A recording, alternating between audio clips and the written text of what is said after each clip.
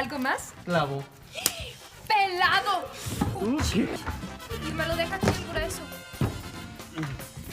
Buenas tardes. Buenas tardes. Perdón, buenas tardes. ¿En qué puedo servirle? Necesito comprar una tuerca. ¿Cómo no? ¿De qué medida? Ay, no sé. Pero aquí traigo el tornillo. Permítamelo. No Ahora quiero. le doy su tuerca. Gracias. Aquí tiene. ¿Está bien, está? Ándale. ¿Algo más? Sí, necesito 10 metros de cable para antena de televisión. Ok, pero ¿cable plano o cable coaxial? Ay, no sé, pero... Mire, es para esta. Es para esta, mire. Entonces es cable coaxial. Ándale, ándale. ¿Necesita este? Aquí tiene. Gracias. ¿Algo más? También necesito un flotador para el baño, para el excusado. ¿Para tanque de 20 litros o de 6? Ay, no sé, pero... Es para este, mire. Para este baño. Entonces necesita este. A ver, déjeme... siempre me atoro en la taza. A ver. Este es el que necesita. Ándele.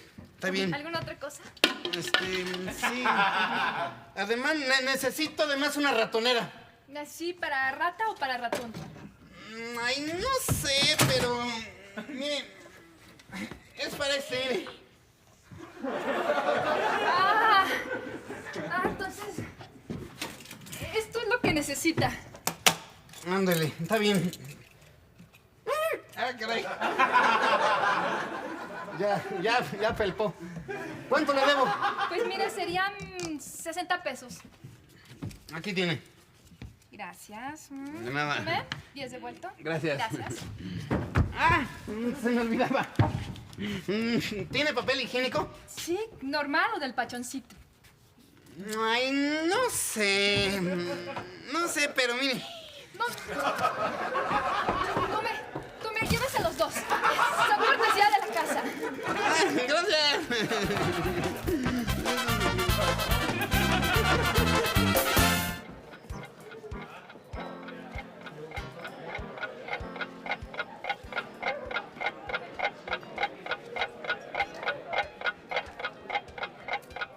No es posible.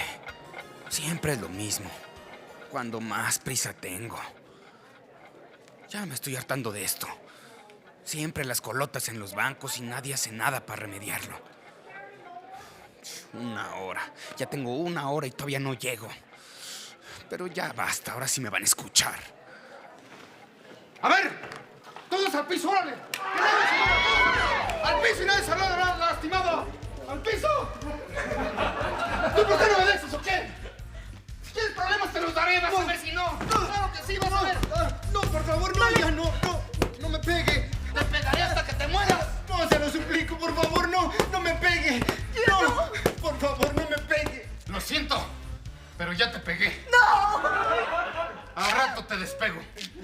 Ahora sí, todos tranquilos, ¿eh? ¿Este es un asalto? No, esta es una apertura de cuenta. Más vale que cooperen, ¿eh? O me voy a poner de mal humor. ¿Dónde está el gerente? ¿Dónde está el gerente? ¡Soy yo! Y no soy el gerente. ¡Soy la gerente! Ja, eres una mujer valiente. Pero será mejor que cooperes. Sí, pero ¿qué es lo que quiere? Sabes muy bien lo que quiero. Quiero abrir una cuenta. ¿Una cuenta corriente? No quiero baratijas. Dame la mejor cuenta que tengas. ¿Maestra? Sí, dígame. Por favor, explíquele aquí qué es una cuenta corriente. Sí, cómo no. Dícese de aquella en la que para asentar las partidas del debe y haber se llevan a las personas físicas o morales a cuyo nombre están abiertas. Ajá. Ándele, deme una de esas. Por favor, pase por aquí. Siénteme, porque Siéntese. Llevo 1 hora parado. Tranquilo, lo vamos a atender. Lo estamos atendiendo. Sí, pues estoy aquí parado. Sí, señor. En lugar de banco parece Viagra. ¿Su nombre, por favor? Debido al grado de desesperación que provoca hacer cola en un banco, hoy por la tarde se registró una violenta apertura de cuenta, la número 3000 de lo que va del año. Este hecho arrojó un saldo de un pegado y 1,500 pesos al 20% anual. El cuentaviente logró escapar.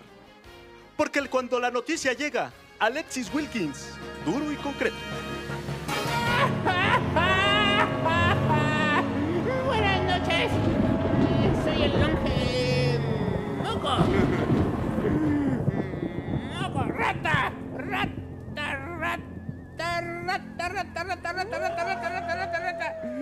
Nadie sabe, nadie supo la verdadera y trágica historia del monstruo del lago.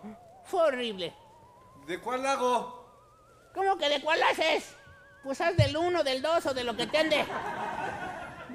¿Qué les estaba diciendo? ¡Ah, sí, ya me acordé! ¡Fue horrible! ¡Fue horrible! Lo del monstruo del lago. Una historia espeluznante.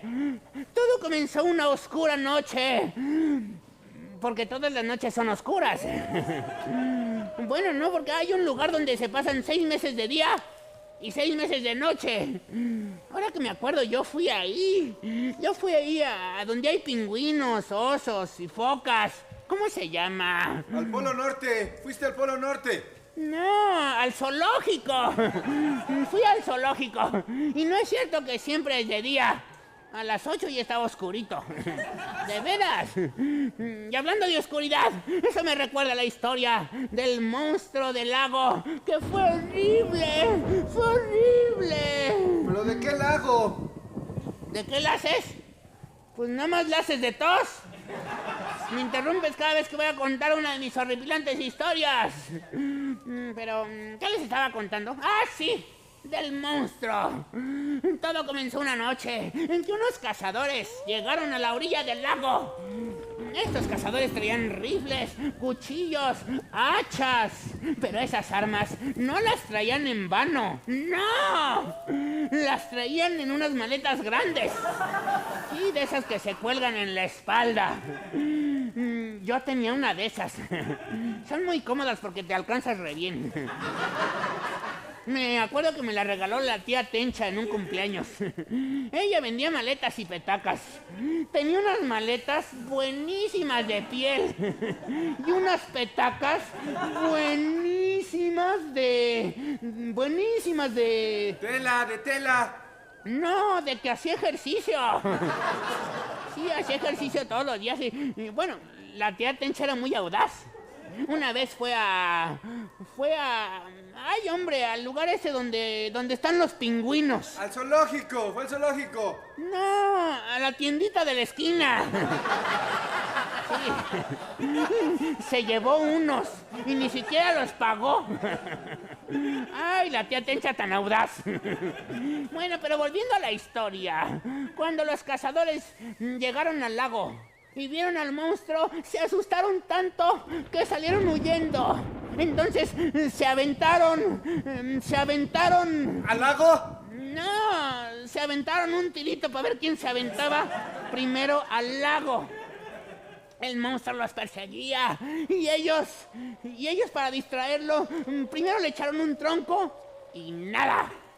Luego una piedrota y nada. Hasta que se encontraron a la tía Tencha. Y también se le echaron al monstruo. No, se le echaron al plato para distraer al monstruo. No, y sí se distrajo bastante. Hasta aplaudía. Tanto le fastidió el espectáculo que decidió volver al lago. No, volver el estómago. Es que fue muy asqueroso para el monstruo. Sí, es que bien degeneradotes. Bueno, el caso es que la tía Tencha luego se metió al lago junto con el monstruo. Cuando de repente sintió un enorme... Pero un enorme... ¿Qué? Un enorme deseo de irse con el monstruo. Un enorme deseo de irse con el monstruo tras lomita, para que no la vieran los cazadores. Ya era mucho show, ¿no? Ya era cuestión de intimidad. Bueno, eso es todo por hoy. Los espero pronto en otra historia de terror. De esas que nadie sabe y nadie supo. ¡Ah!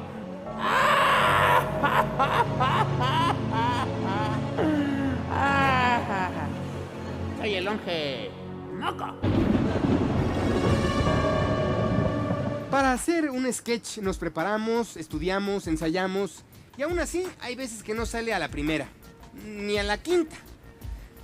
Antes de invitarlos a ver todos los errores, los invito primero a ver cómo quedó este sketch que tanto trabajo nos costó. Ya voy a trabajar, vieja. Pero ¿cómo te vas a ir en esas fachas? Oye, ¿por qué traes una pantaleta en la cabeza? Es que se me rompieron las medias. Como no tenía que ponerme, pues esto fue lo único que encontré. Mira, toma estas, están nuevecitas, ¿eh? Ahora pues, sale. Oye, no vas a llegar tarde, ¿verdad? No, pues es que no sé, porque a lo mejor llega la policía y tengo que tomar rehenes.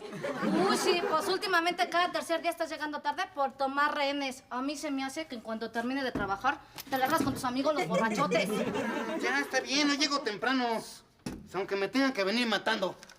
Oye, ¿ya desayunaste? No, pero ya se me hizo tarde. De veras, ya... No pensarás ir a saltar con el estómago vacío, ¿o sí? No, pero... Mira, aunque sea, llévate algo para matar el hambre. No, mira, ahorita en el camino me robo algo de comer. Sí, claro. Yo me mato todos los días cocinándote. Y tú prefieres robarte cualquier porquería en la calle. Oye, ¿ya llevas pistola, balas y todo? ¿Tú crees que soy tarado? ¿Qué tengo? Todos los días me preguntas lo mismo. Es que me asalta la duda. Bueno, no hagas berrinche. ¿Llevas el chaleco antibalas? No tengo frío. No importa. Acaban de decir en la tele que están muy altos los niveles de plomo. Ándale, llévate el chaleco antibalas y tu sándwich. Pero ¿para qué quieres que me lleve tanta cosa? ¡Diablo! ¿Dónde estás tú? ¡Ay, ya te estoy envolviendo el sándwich! Es que si no... ¿Para qué quieres que me lleve? Al rato vas a andar... ¡Escúchame!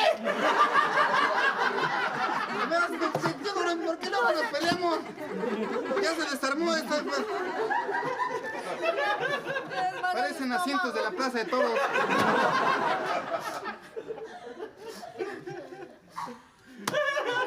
Es que yo lo decía porque si no vas a andar con un hueco en el estómago. ¿No me voy a llevar el sándwich? ¿Por qué? ¿Sabes que con el chaleco me veo muy gordo? Y ya ves que luego salgo en la tele en Duro y Directo. ¿Y qué? ¿Vas a trabajar o a lucirte? No, si a mí se me hace con las cajeras, ¿verdad? ¿Cómo dijiste? ¿A mí se me hace que andas cajera? Con una cajera, escucha. No te hagas güey. ¿Sí, eso?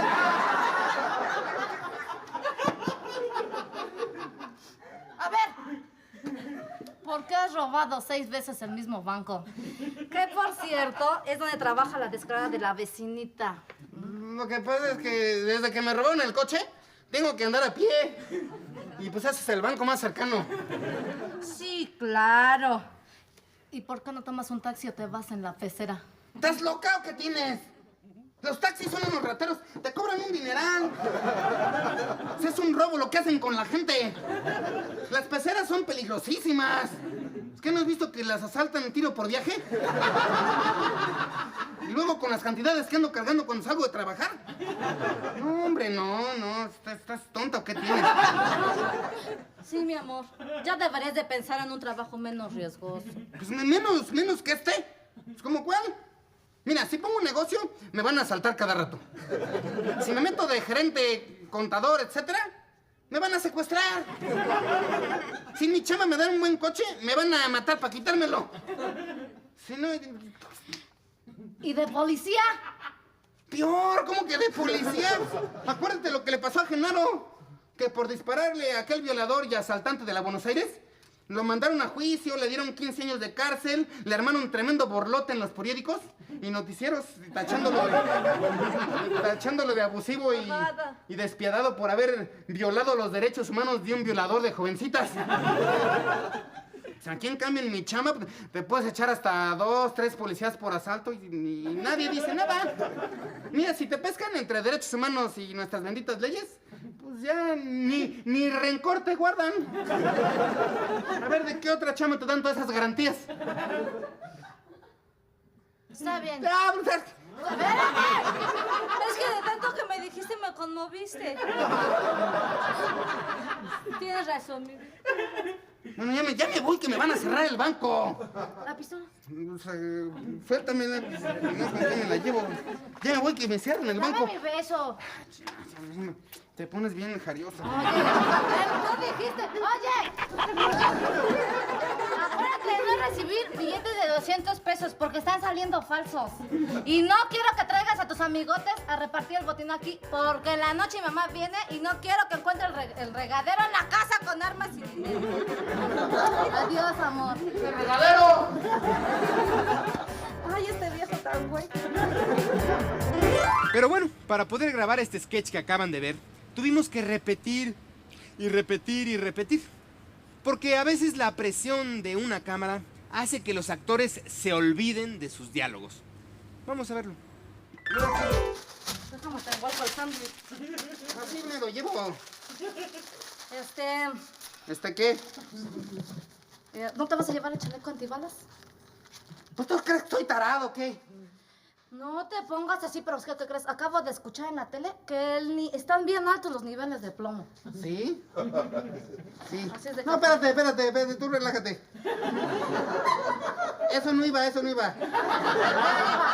eso, ¿no? No, eso no iba. Ah, no, que lleva... Ah, sí. Ándale. Eso es lo que te encanta. Mira, voy al baño y ahorita regreso y vuelvo a entrar. Los calzones. Los calzones. No los quiero. Bueno, que olviden los diálogos pasa. Pero que además se rían. No sé, pues es que a lo mejor llega la policía y tengo que tomar rehenes. Uy, sí. Pues últimamente cada tercer día llegas tarde por tomar rehenes. A mí se me hace que en cuanto acabas de trabajar te largas de borrachote con tus amigotes. ¿Y te da mucha risa eso o qué? Está bien, pues aunque te rías, de todos modos me voy a ir con mis amigotes para que te pongas más contenta. ¿Cómo ves? Está chido. Yo me voy porque... A ver, ¿por qué me voy? ¿Por qué qué? Porque quiero, ya me voy. ¿Ya desayunaste? No, pues ya se me hizo. Qué feliz te hago, ¿verdad, mi reina? Te amo. Sí, yo sí. Oye. Vamos otra vez de arriba para que... Que se olvide un diálogo, se entiende. Que se ríen en el sketch, ok. Pero que encima le echen la culpa al apuntador. Oye, hoy sí vas a llegar tarde, ¿verdad? No sé, pues que a lo mejor llega la policía y tengo que tomar rehenes. Uy, sí, pues últimamente cada tercer día tomas rehenes y llegas tarde. ¿Cómo ves? Perdón, mejor sin apuntador, sí, por favor. Sí, porque... Por favor. ¿A quién le hablas? ¿O qué?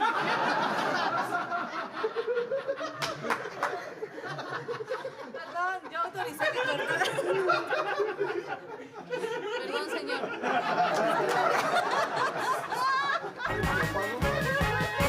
Pero espérense, aún hay más. Ahora cuando se le olvida que sigue, pues, qué mejor que quedarse callada. Con eso de que en boca cerrada no entran moscas. Ándale, llévate tu chaleco antibalas. Y yo un sándwich, déjame te lo No, ¿para qué quieres que me lleve tanta cosa? Es que si no, al rato vas a andar con un hueco en el estómago.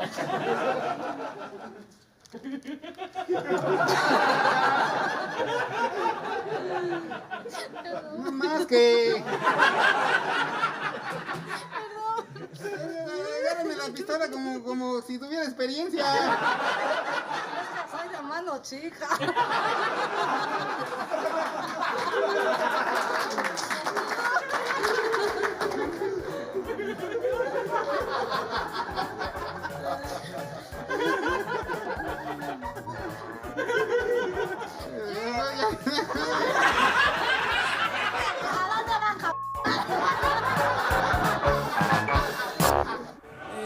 Antes de invitarlos a ver todos los errores, como el del avión y esta trabada que tuve,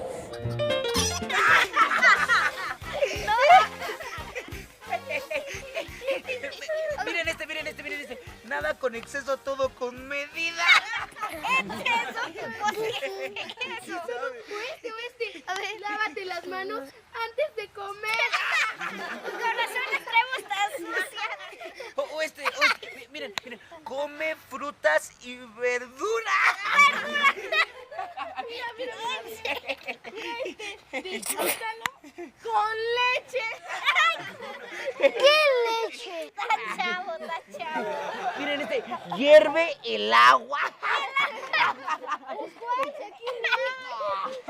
¿De qué se ríen? Pues, ¿qué tanto están haciendo? Nada, estamos aquí leyendo unas revistas de ciencia ficción.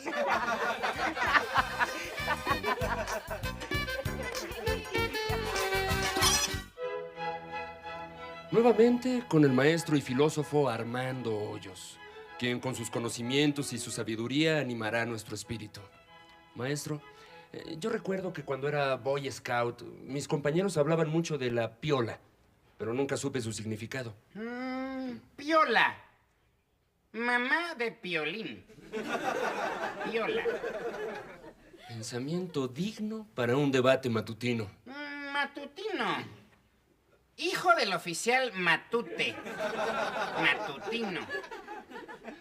Son disertaciones que me servirán de mucho porque no sé si usted lo sepa, pero hay varias dependencias a las que yo asesoro. Asesoro. Expresión que se le dice al rey Midas cuando va al baño. Asesoro. Es verdaderamente un placer disertar con usted en este acogedor habitáculo. Habitáculo. Lugar donde viven las almorranas. Habitáculo.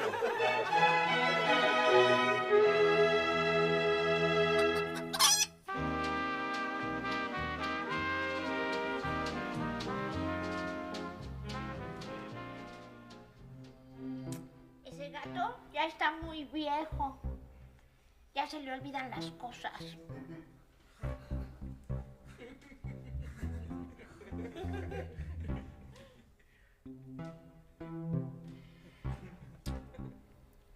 Este gato ya está muy viejo. Ya se le olvidan las cosas.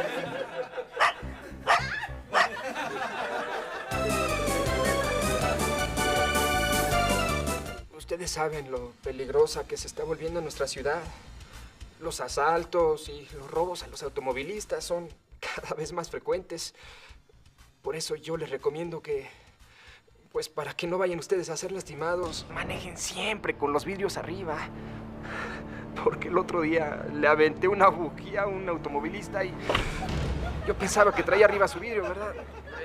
Pero como lo traía abajo, pues que lo descalabro. Bueno, por su atención, muchas gracias. Estamos nuevamente en esta sección con el crítico de cine mudo Artemio Salas von Frauken. ¿De qué película va a hablar? Perdón, ¿de qué película va a hacer señas el día de hoy?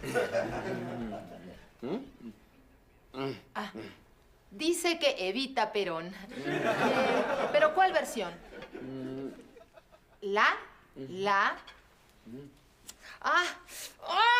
quemada. Quemadona. La quemadona. La quemadona. ¿Isa Bandera? Hizo. La que Madonna hizo. ¿Y cómo ve usted a Madonna? No es lo que era. No es lo que era. ¿Antes? Antes. No es lo que era antes. Se nos hizo. Se nos hizo muy larga. Se nos hizo muy larga. Seguramente se le hizo larga, pues, porque es muy aburrida. ¿No? Que se le hizo larga porque Madonna sale con muy poca ropa. Mejor aquí le paramos. Al asunto. Pelado.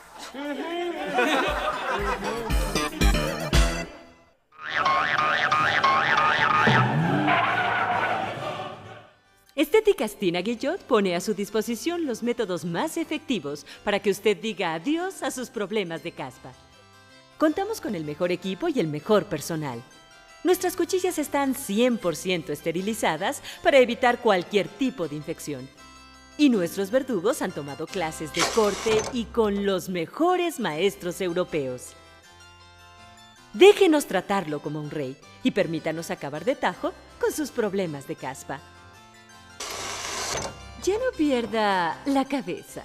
Nosotros tenemos estas canastas para su mejor conservación. También podrá elegir entre nuestra gran variedad de cortes, todos ellos de cabeza. Aproveche nuestra promoción de verano y por cada corte reciba un manicure gratis. Además, Estética Castina Guillot son las únicas que le garantizan su corte de por vida. Y a cualquier hora del día, nuestro personal siempre decapita.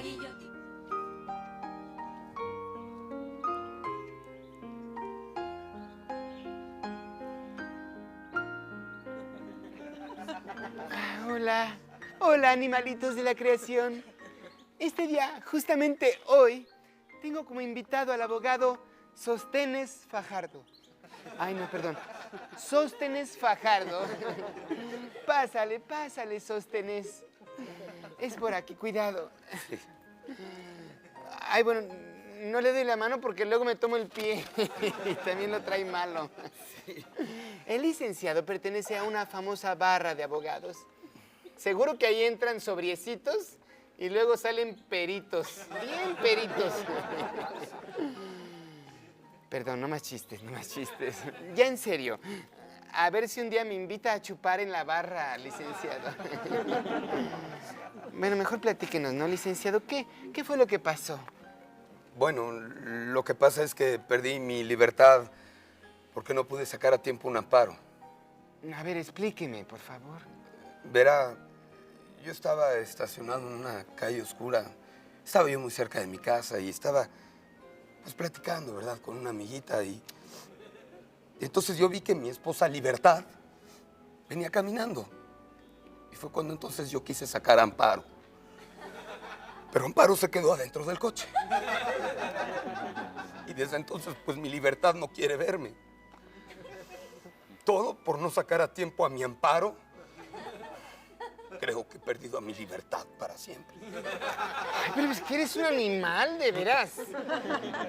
Digo, eres un animalito de la creación, débil como todos. Y seguramente Libertad se imaginó que estabas haciendo lo peor con Amparo. No, no, porque mi mujer nunca me probó nada. Aunque no te lo haya probado, no es motivo para que quieras que te lo pruebe la otra. Pero bueno, ¿quién soy yo para regañarte, chiquito? Bueno, dime por qué estás tan golpeado. Es que luego llegó el esposo de Amparo en un tráiler. Él estaba loco de celos y se impactó a toda velocidad contra mi auto. Yo fui al juzgado, lo acusé. Me imagino que ella salió en su defensa. No, en su salpicadera. Y el trancazo estuvo muy duro. Sí, me imagino.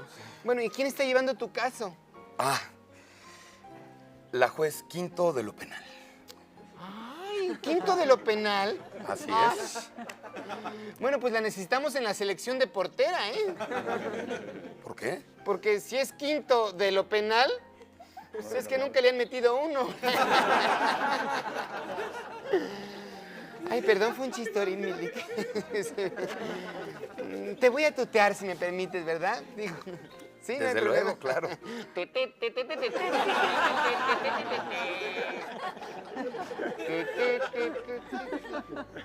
Mira, habla con tu libertad. Recupera su confianza. Lo que le hiciste no fue justo. No es derecho. Es un caso de clara infidelidad por andar litigando con otra. Digo, tampoco es para que pierdas el juicio, ¿verdad? Cálmate. No es nada fuera de lo común. Sí, pero yo no hay perito que valga. Recuerda que un velo, aunque sea pequeño, es un delito. Ve, anda, y si algún juez te dicta sentencia, no te preocupes, yo se la podría apelar. Y recuerda que yo te deseo mucho periódicamente y te mando todo lo que me sobra.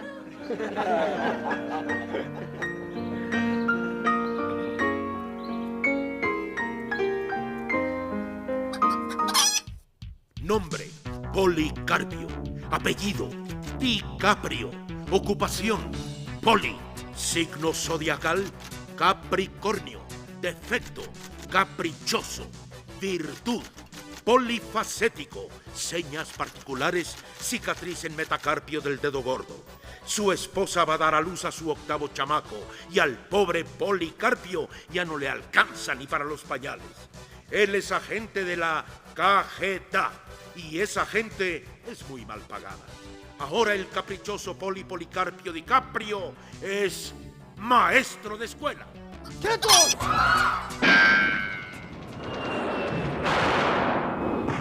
Muchachos, en la clase de hoy les vamos a enseñar un tema muy importante. Los primeros auxilios. En primer lugar, si vemos... Agárrame el arma. En primer lugar, si vemos a alguien herido, para evitar que se lastime, hay que aflojarle todo. Sí, quítenle todo lo que obstruye la respiración, como relojes, anillos, pulseras, collares, todo lo que le pueda estar cortando la respiración. Ahora pónganlo en una posición cómoda. Pónganlo en la bolsa del saco, por ejemplo, para que no le lastime. ¿Está seguro? Hay que verificar que todavía vive. Y esto se hace checando. Presta acá.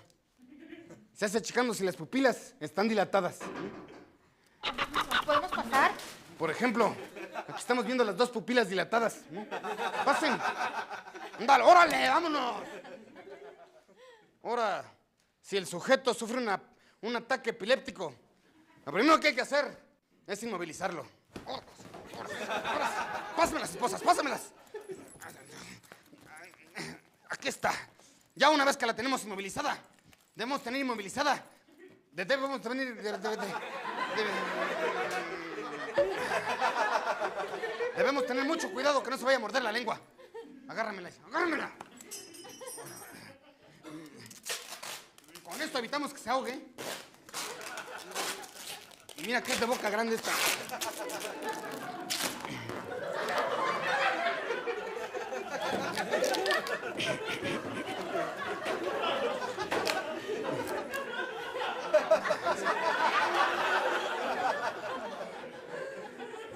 Ahora que si lo que tiene es un ataque de histeria, ¿dónde está el boxer? ¡Profe! ¿De dónde estás clavando? Te vayas a lastimar. Pongan atención. Si lo que tiene es un ataque de histeria, se le hace reaccionar dándole unas cuantas cachetadas. Con esto.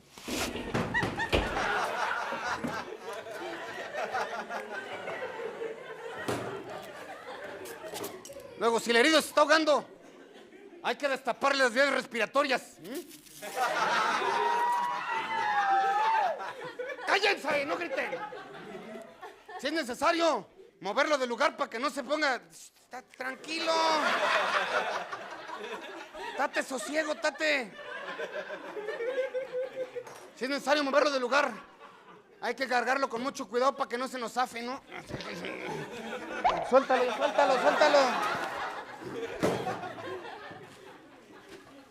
Por otro lado, supongamos que el herido sufre de un ataque cardíaco.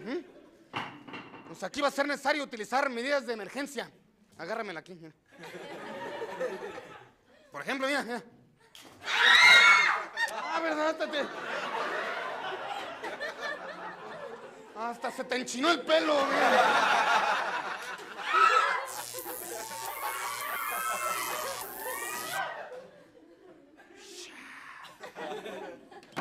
Finalmente, hay que llevarla a un lugar con aire libre para que respire fríamente. Libremente, digo. ¿A dónde, maestro? ¿A dónde, maestro? ¿A dónde qué? ¿A dónde la llevamos? O sea, cualquier carretera, el Ajusco, por ejemplo. El Ajusco, cualquier otro lugar de esos. Donde haya mucho aire libre. Presta. Por ejemplo, mira aquí afuera, mira. Mira. Eso es todo. Y de lo que acaban de ver, ni una palabra, ¿entendido? ¡Un ataque, Lisandro, un ataque! ¡Dios mío! A ver, salgan todos. Órale, vámonos. Tengo que darle respiración de boca a boca. Órale, afuera todos, órale que me enfrío. Órale, vámonos. A ver, vamos a ver. ¡Órale! ¿Qué? ¿Qué le pasa o qué? Te está dando un ataque, mija. No, que un ataque, estoy oyendo mi música, mire. ¿Música? ¡Música! ¡Ataque! Música. Pues total. ¡Qué horrible tarántula! Como la de mi abuelita. ¡Qué fea era la tarántula de mi abuelita! Nadie sabe. Nadie supo la verdadera y escalofriante historia de la viuda de la casona. Fue horrible. ¡Fue horrible! Pobre mujer.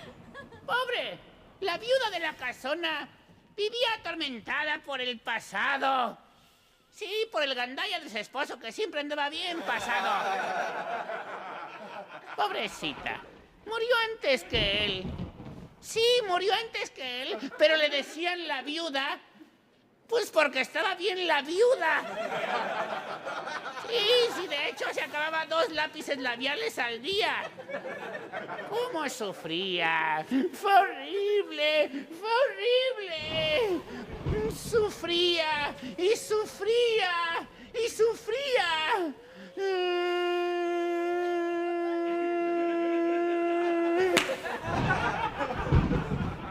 ¡Te maté!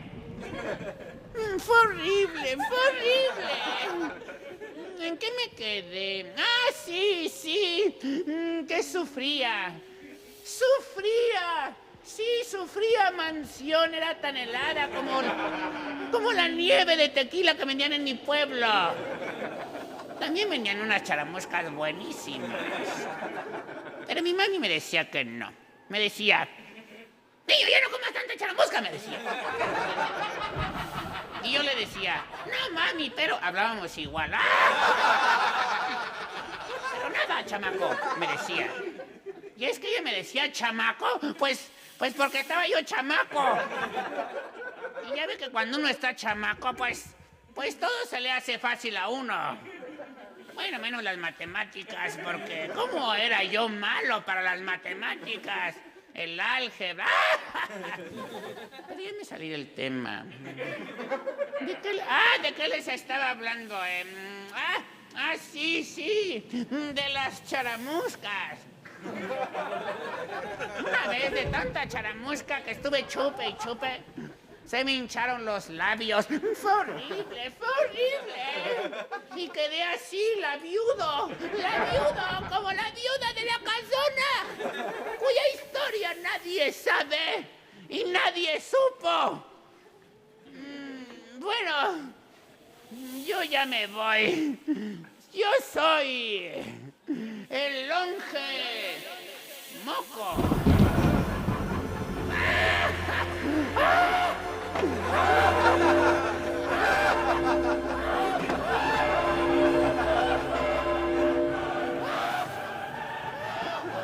En aquel universo televisivo donde el tiempo parecía doblarse sobre sí mismo como una hoja de papel mal guardada, de vez en cuando no era solo un programa sino una especie de carnaval doméstico que entraba a las salas sin pedir permiso, y desde la primera vez que lo vi entendí que ahí no se trataba únicamente de hacer reír sino de revelar, a través de la exageración y el absurdo, una verdad cotidiana profundamente latinoamericana, porque cada sketch funcionaba como un espejo torcido en el que el espectador se reconocía aunque jurara que no, y esa sensación de familiaridad incómoda era precisamente el motor narrativo que permitía a Eugenio Derbez transformarse en 1000 personajes sin dejar de ser el mismo, como si todos compartieran una raíz común hecha de inseguridad, picardía y un deseo desesperado de ser vistos, escuchados y aplaudidos. En Sketches Divertidos, esta reinterpretación novelada del espíritu del programa, el punto de partida no es un estudio de televisión sino una ciudad imaginaria donde cada esquina es una excusa para montar una escena, un consultorio médico donde nadie se cura, una escuela donde nadie aprende, una casa donde todos gritan y un tribunal donde la justicia es un chiste contado con acento distinto según quien lo diga, y ahí aparece el narrador, que no es otro que el recuerdo colectivo del espectador. Caminando entre decorados de cartón piedra y risas enlatadas como si fueran parte del paisaje urbano, observando cómo los personajes entran y salen de escena con la naturalidad de quien sabe que su existencia depende de un remate bien colocado. El primer sketch se abre con un silencio incómodo, ese silencio que antecede al disparate, cuando un personaje con bigote falso y sonrisa nerviosa intenta explicar algo que no entiende ni él mismo, y en ese balbuceo se condensa una crítica feroz a la burocracia, porque las palabras se acumulan sin sentido mientras el problema original sigue intacto. Y el espectador ríe no porque sea gracioso sino porque es dolorosamente real, recordando trámites interminables, ventanillas cerradas y funcionarios que repiten frases aprendidas como loros cansados. Luego la escena se desliza, sin transición visible, hacia un hogar donde la familia discute por nimiedades que en realidad esconden frustraciones enormes, y ahí el humor se vuelve casi terapéutico, porque cada grito es una confesión disfrazada, cada portazo un intento fallido de escapar de una rutina que pesa demasiado, y Derbez, multiplicado en madre, padre, hijo y tío incómodo, construye un ballet caótico donde el ritmo lo marca la exageración gestual, y la pausa precisa antes del chiste esa pausa que aprendió de la comedia clásica pero adaptó al pulso latino, más acelerado, más ruidoso, más emocional.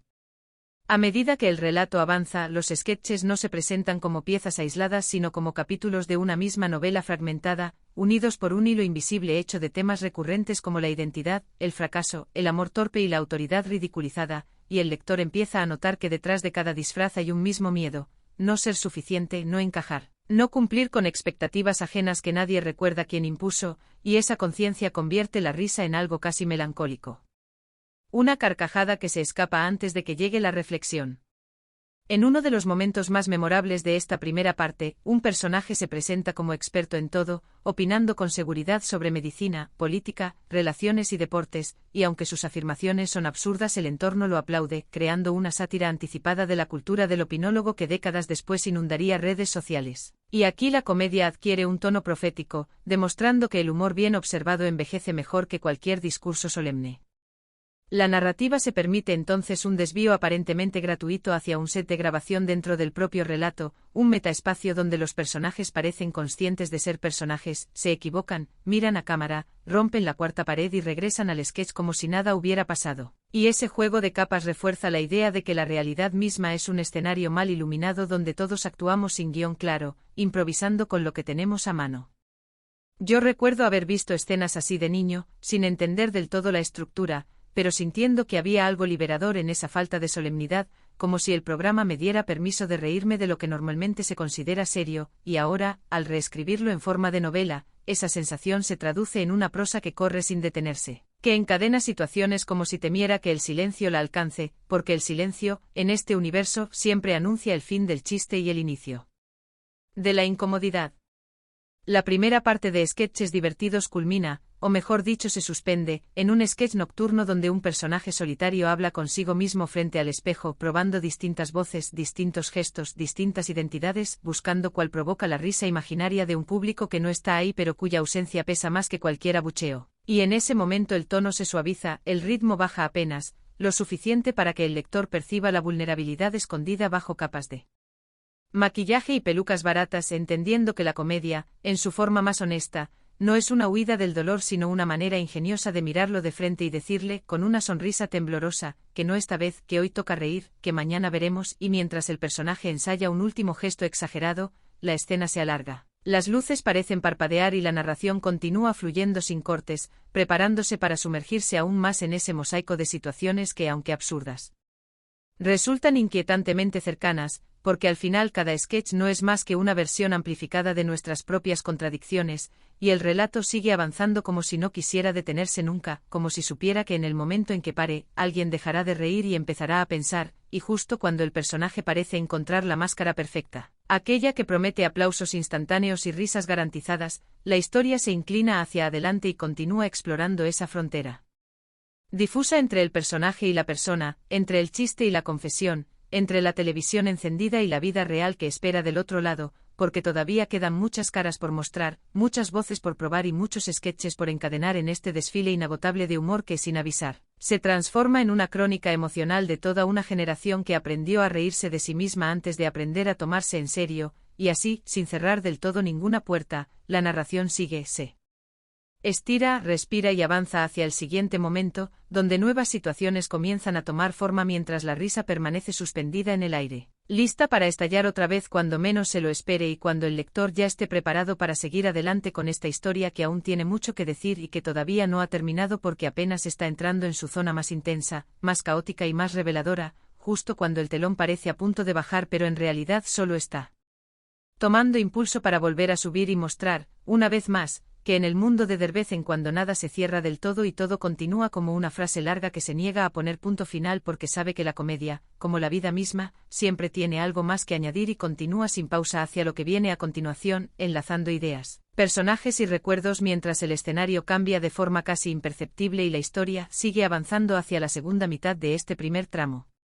donde las risas comienzan a mezclarse con una conciencia más profunda de lo que realmente significa ponerse una máscara y salir a escena cada día para hacer creer a los demás que todo está bajo control cuando en realidad lo único seguro es que el siguiente sketch ya está esperando su turno y que el relato no ha hecho más que empezar y continúa ahora mismo con el mismo aliento ininterrumpido con el que nació y que todavía no piensa detenerse porque aún queda mucho por contar y el público, invisible pero presente, sigue ahí esperando. El segundo movimiento de esta novela que respira al ritmo impredecible de vez en cuando no arranca con un golpe de risa inmediata sino con una calma engañosa. Una especie de tranquilidad artificial que recuerda a esos segundos previos a que alguien diga una tontería monumental en una reunión familiar. Y en esa pausa inicial el lector empieza a comprender que el humor aquí no funciona como un estallido aislado sino como una corriente subterránea que va acumulando presión hasta que inevitablemente encuentra una grieta por donde salir, porque los sketches, aunque parezcan improvisados, están construidos sobre una observación minuciosa de las pequeñas miserias humanas que todos compartimos pero preferimos negar. En esta segunda parte la ciudad imaginaria vuelve a desplegarse como un tablero de juego donde cada casilla es una situación reconocible, la oficina pública donde el reloj parece detenido, el consultorio del especialista que no escucha, el salón de clases donde la autoridad se impone a base de gritos vacíos y el vecindario donde todos saben la vida de todos menos la propia, y Derbez aparece una vez más multiplicado, ahora con una energía ligeramente distinta, como si los personajes hubieran envejecido apenas unos años en comparación con la parte anterior, cargando nuevas frustraciones, nuevas manías y un cansancio más evidente que se filtra incluso en los gestos exagerados. El primer sketch de este tramo gira en torno a la idea del éxito mal entendido, representado por un personaje que presume logros insignificantes con una solemnidad casi religiosa, y el chiste no está solo en lo que dice sino en la reacción del entorno, que lo valida sin cuestionar, creando una sátira feroz sobre una sociedad que confunde apariencia con mérito, y mientras el público ficticio ríe dentro del relato, el lector percibe un eco incómodo de la realidad, porque todos hemos sido testigos de situaciones similares donde la mediocridad se disfraza de triunfo y nadie se atreve a señalarlo.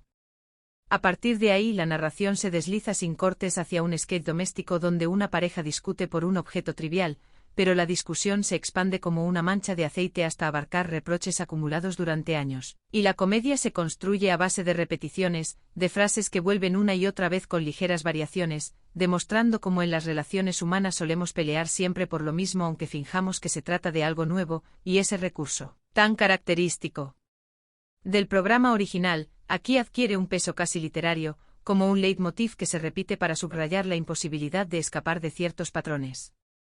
En medio de esta secuencia aparece un personaje secundario que irrumpe sin razón aparente, interrumpiendo la discusión con comentarios absurdos que no aportan nada a la solución pero sí intensifican el caos. Y en esa figura se encarna el papel del intruso social, del amigo o pariente que siempre llega en el peor momento y sin mala intención, empeora todo. Una presencia que provoca risa inmediata pero que también refleja la dificultad que tenemos para establecer límites claros. La prosa, fiel a la instrucción de no detenerse, avanza como un monólogo ininterrumpido donde las escenas se encadenan por asociación más que por lógica narrativa tradicional, y ese flujo constante imita la experiencia de ver de vez en cuando, donde el espectador no tiene tiempo de analizar un chiste antes de que llegue el siguiente, creando una sensación de vértigo humorístico que mantiene la atención despierta. En uno de los sketches más elaborados de esta parte, el escenario se traslada a un supuesto programa dentro del programa, una parodia de talk show donde el presentador, interpretado con una mezcla perfecta de arrogancia y torpeza, hace preguntas profundas que él mismo no entiende y los invitados responden con frases hechas que suenan importantes pero carecen de contenido, y aquí la sátira se vuelve casi cruel, apuntando directamente a la superficialidad mediática y a la obsesión por aparentar profundidad sin asumir el esfuerzo que implica pensar de verdad.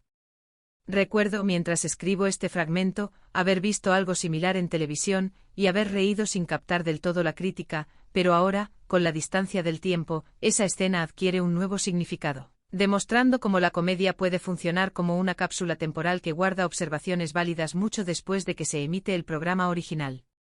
El relato no se permite nostalgia explícita, pero la memoria del espectador lector se filtra en cada descripción, especialmente cuando un sketch aparentemente ligero se transforma en una reflexión involuntaria sobre la soledad, como ocurre cuando un personaje exageradamente extrovertido se queda solo en escena y sin público que lo valide, empieza a desmoronarse, probando chistes que ya no funcionan y gestos que no provocan reacción alguna, y en ese silencio forzado se revela la fragilidad que siempre ha estado ahí, escondida detrás del ruido. A medida que la segunda parte avanza, los personajes parecen conscientes de su repetición, de estar atrapados en roles que se repiten sketch tras sketch, y aunque esa autoconciencia se expresa en clave humorística, introduce una capa de lectura más profunda sobre la rutina, sobre la sensación de vivir versiones ligeramente distintas del mismo día, del mismo conflicto, del mismo chiste contado con otro tono. La ciudad vuelve a aparecer como telón de fondo mutable, con espacios que se transforman sin explicación, como si el presupuesto fuera limitado pero la imaginación infinita. Y ese artificio evidente refuerza la idea de que lo importante no es el realismo del decorado sino la verdad emocional que se filtra a través del absurdo. Hacia el final de esta primera mitad de la parte 2, un sketch ambientado en una institución educativa sirve de excusa para desmontar la figura de la autoridad incuestionable, presentando a un maestro que habla con seguridad absoluta mientras transmite información errónea, y los alumnos, lejos de cuestionarlo, repiten sus palabras como dogma, creando una escena que provoca risa inmediata pero deja un regusto amargo al evidenciar cómo el conformismo intelectual se aprende desde temprano. La narración sigue sin pausa enlazando este momento con otro donde el mismo personaje aparece en un contexto distinto, demostrando que la ignorancia no es exclusiva de un rol sino una condición transversal que se adapta a cualquier disfraz. Y mientras el lector avanza, empieza a intuir que esta obra no busca solo homenajear a Derbez en cuando sino capturar la esencia de un humor que se alimenta de la observación constante y de la valentía de reírse de lo que normalmente se protege con solemnidad. Así, sin cerrar ninguna de las situaciones planteadas, sin ofrecer moralejas explícitas ni finales redondos, la narración continúa estirándose como una frase larga que se resiste al punto final, preparando el terreno para la segunda mitad de esta parte 2, donde los sketches prometen volverse aún más autorreferenciales, más incómodos y, precisamente por eso, más cercanos, porque cuanto más exagerada es la máscara, más evidente se vuelve el rostro que intenta ocultar, y el relato sigue avanzando. Con la certeza de que todavía queda mucho por decir, mucho por deformar y mucho por hacer reír antes de que el lector tenga siquiera tiempo de preguntarse hacia dónde va todo esto, ya que la respuesta, como siempre en este universo, no está en el destino sino en el trayecto continuo de risas, silencios y verdades disfrazadas que aún se despliegan sin interrupción. La tercera parte se abre con una sensación distinta, como si el universo de sketches divertidos hubiera decidido mirarse al espejo con un poco más de descaro, y desde la primera frase el tono se vuelve más consciente de su propio artificio. No para romper la magia sino para jugar con ella, porque aquí los sketches ya no solo representan situaciones cotidianas exageradas, sino que empiezan a comentar su propia condición de sketches, como si los personajes sospecharan que existen dentro de una lógica donde todo debe conducir a un remate, y esa sospecha los vuelve más nerviosos, más verborrágicos y, paradójicamente, más humanos. El primer escenario que aparece es un lugar indefinido, a medio camino entre una oficina y una sala de espera, donde nadie sabe exactamente qué trámite está realizando pero todos están convencidos de que es urgente. Y en ese malentendido colectivo se construye una comedia de confusión permanente con personajes que se contradicen, se pisan las frases y repiten instrucciones opuestas con una seguridad absoluta, creando un caos que no necesita golpes ni gritos para funcionar porque el verdadero chiste está en la convicción errónea con la que todos defienden su versión de la realidad.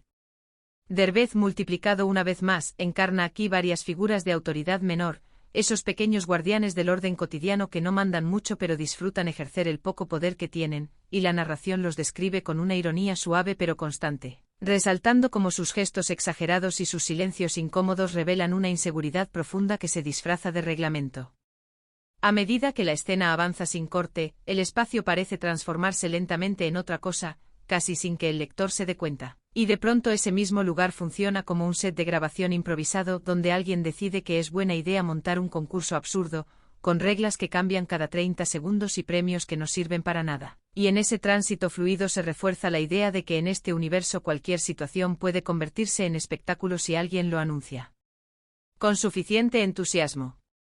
El humor aquí se apoya mucho en el lenguaje, en la repetición de frases sin sentido, en muletillas que se vuelven cada vez más largas y elaboradas, hasta que el exceso mismo se convierte en el remate, y la prosa imita ese mecanismo al estirarse, girar sobre sí misma y regresar a una idea inicial solo para demostrar que nunca fue tan sólida como parecía. Hay un momento especialmente revelador en esta primera mitad de la parte 3, cuando un personaje intenta contar un chiste dentro del chiste y fracasa estrepitosamente, no porque el chiste sea malo sino porque no sabe cuándo terminarlo. Y esa incapacidad para poner punto final se convierte en una metáfora involuntaria del miedo al silencio, del terror a quedarse sin atención, sin risas, sin la validación inmediata de los otros, y aunque todo se presenta en clave cómica, el trasfondo emocional es más denso de lo que aparenta. La narración no se detiene a subrayarlo fiel a su estilo, pero deja que el lector lo perciba entre líneas mientras los personajes siguen hablando, interrumpiéndose y corrigiéndose unos a otros con una urgencia casi desesperada.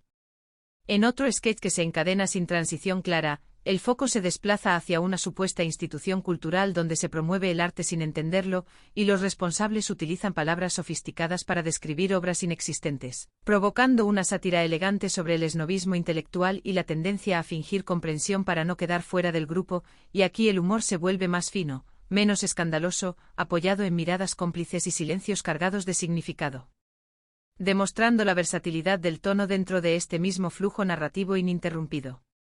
Recuerdo como espectador haber sentido que Derbez en cuando tenía esa capacidad extraña de hacer reír tanto al niño que se queda con el gesto exagerado como al adulto que detecta la crítica social escondida. Y en esta reinterpretación novelada esa doble capa se mantiene, permitiendo que el lector disfrute del disparate inmediato mientras, casi sin querer, reconoce patrones de comportamiento que siguen vigentes. La ciudad imaginaria vuelve a asomarse como telón de fondo, pero ahora se siente más cerrada, más circular, como si todos los caminos llevaran al mismo sketch con ligeras variaciones. Y esa sensación de repetición consciente introduce una reflexión implícita sobre la rutina televisiva, sobre la necesidad de reinventarse constantemente sin perder la esencia que hace reconocible a un personaje. En una escena particularmente caótica, varios personajes coinciden en un mismo espacio, cada uno creyendo ser el protagonista, hablando al mismo tiempo, compitiendo por la atención invisible de un público que no se ve pero se siente. Y el resultado es una cacofonía perfectamente coreografiada donde el desorden es solo aparente, porque cada intervención está pensada para sumar al efecto general de saturación cómica. La prosa acompaña ese caos con frases largas encadenadas, que se superponen como voces en una habitación llena, reforzando la sensación de exceso que define esta parte del relato. Hacia el cierre de esta primera mitad, aparece un momento de pausa engañosa, cuando uno de los personajes se queda solo en escena y parece a punto de decir algo importante, algo que podría romper el tono humorístico, pero justo antes de que eso ocurra, otro personaje irrumpe con una observación absurda que desarma la tensión y devuelve todo al terreno de la comedia, y ese gesto, tan característico del espíritu original del programa, funciona aquí como una declaración de principios. En este mundo no se permite el dramatismo sin ironía, ni la reflexión sin una sonrisa que la relativice. Así la narración continúa avanzando sin cerrar del todo ninguna de las situaciones planteadas, preparando el terreno para la segunda mitad de esta parte 3, donde las máscaras prometen volverse aún más evidentes y el juego entre personaje y persona seguirá intensificándose, mientras el lector es arrastrado por este flujo continuo que no concede respiro y que, como la risa misma, parece no tener un punto final claro sino solo una sucesión interminable de impulsos que empujan siempre hacia adelante. La cuarta parte se despliega con una energía que parece venir de un cansancio acumulado, como si los personajes hubieran pasado demasiadas horas bajo las luces del escenario y aún así se negaran a abandonar el juego, y esa fatiga apenas disimulada se convierte en materia prima para un humor más ácido, más consciente de sus propias grietas. Porque aquí los sketches no solo buscan provocar risa sino evidenciar el desgaste de repetir gestos, frases y roles hasta que pierden su brillo original y adquieren un matiz casi trágico que paradójicamente los vuelve más graciosos.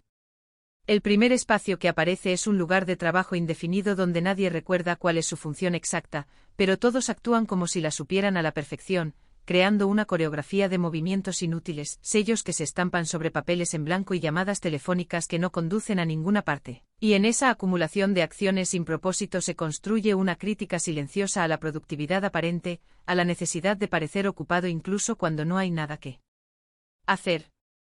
Derbez vuelve a multiplicarse en figuras apenas diferenciadas por un cambio mínimo de voz o postura, demostrando cómo en muchos entornos laborales las personas se vuelven intercambiables, y la narración se deleita en describir esas pequeñas variaciones como si fueran grandes transformaciones, subrayando lo absurdo de un sistema que confunde uniformidad con eficiencia. Sin transición clara, la escena se transforma en un espacio familiar donde el trabajo invade la vida privada, y los personajes continúan hablando en jerga laboral incluso durante una comida, mezclando órdenes, quejas y frases motivacionales vacías mientras intentan convivir. Y el choque entre esos registros produce una comedia incómoda que revela hasta qué punto el lenguaje moldea la manera en que nos relacionamos con los demás. La prosa avanza sin detenerse, encadenando diálogos implícitos que se pisan unos a otros, imitando el ruido constante de un lugar donde nadie escucha realmente, y el lector se ve arrastrado por ese flujo verbal que no concede pausa ni reflexión. En uno de los sketches más incisivos de esta primera mitad, aparece un personaje obsesionado con las normas, un guardián autoproclamado del orden que corrige a todos con una seriedad exagerada, pero que él mismo incumple las reglas que impone, y la risa surge no tanto de la contradicción evidente como de la naturalidad con la que el entorno la acepta, reflejando una tolerancia social hacia la hipocresía cotidiana que resulta tan familiar como irritante. A medida que la escena se estira, el personaje empieza a justificar sus excepciones con argumentos cada vez más enrevesados, y la narración acompaña ese proceso con frases que se alargan, se corrigen y se contradicen, creando una sensación de espiral discursiva que termina siendo el verdadero remate. El relato se permite entonces un giro hacia un sketch aparentemente ligero, ambientado en un supuesto espacio de entretenimiento donde se promete diversión garantizada, pero donde los participantes no saben cómo divertirse sin instrucciones claras. Y esa dependencia de guías externas para experimentar algo tan básico como el disfrute se convierte en una sátira sutil sobre la pérdida de espontaneidad, sobre la necesidad de manuales incluso para reír.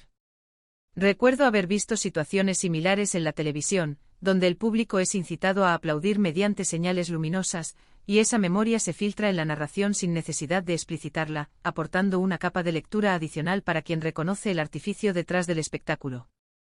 La ciudad imaginaria vuelve a aparecer como un organismo vivo que se adapta a cada sketch, cambiando de forma según lo requiera la broma, y esa flexibilidad espacial refuerza la idea de que aquí no hay realismo que respetar sino una lógica interna basada en la exageración coherente. Hacia el final de esta primera mitad de la parte 4, los personajes parecen acercarse peligrosamente a una conciencia plena de su repetición, comentando de manera velada que ya han dicho cosas parecidas antes, que ya han vivido situaciones similares, y aunque lo hacen en tono humorístico, esa autoconciencia introduce una inquietud nueva, como si el relato estuviera a punto de romperse o reinventarse. Sin embargo, fiel a su espíritu, la narración evita cualquier resolución clara y sigue avanzando, enlazando ese momento de duda con otro sketch donde la confusión vuelve a dominarlo todo, recordando que en este universo no hay espacio para certezas duraderas, solo para una sucesión constante de intentos fallidos de control que se transforman en risa. Así el texto continúa fluyendo como una frase interminable que se resiste a cerrar ideas, preparando el terreno para la segunda mitad de esta parte 4, donde el desgaste, la repetición y la conciencia del artificio prometen intensificarse aún más, arrastrando al lector por este desfile de situaciones que, aunque exageradas, siguen resonando con una verdad incómoda que se reconoce entre carcajadas y silencios disfrazados.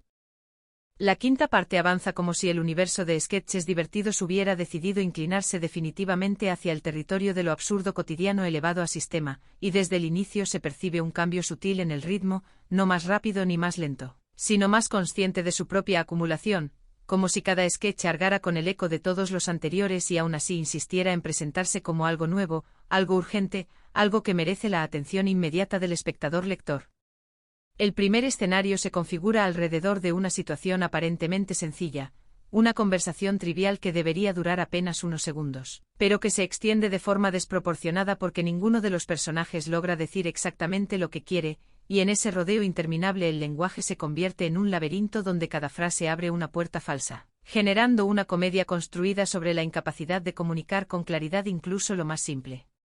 Derbez vuelve a fragmentarse en figuras que representan distintos grados de confusión, desde el que habla demasiado hasta el que apenas murmura, y la narración los describe con una ironía paciente, permitiendo que el lector reconozca en ellos comportamientos familiares que suelen pasar desapercibidos fuera del contexto humorístico.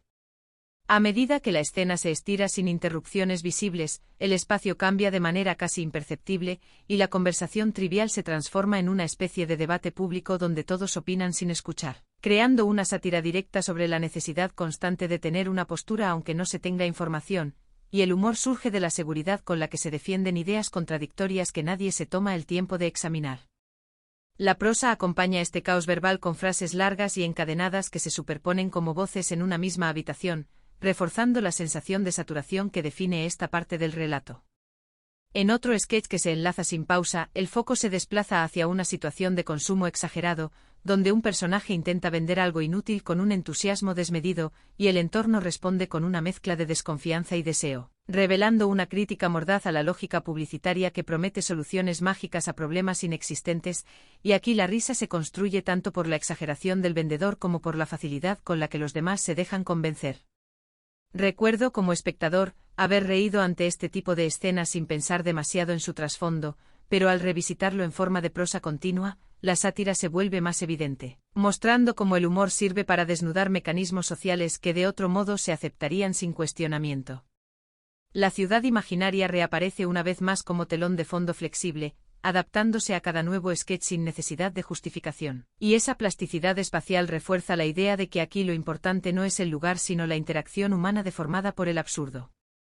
Hacia el centro de esta primera mitad, surge un momento de falsa introspección cuando uno de los personajes parece a punto de reflexionar sobre su propia conducta, pero esa posibilidad se diluye rápidamente en un nuevo malentendido que devuelve todo al terreno de la comedia, recordando que en este universo la reflexión profunda siempre llega disfrazada y rara vez se queda el tiempo suficiente como para incomodar demasiado.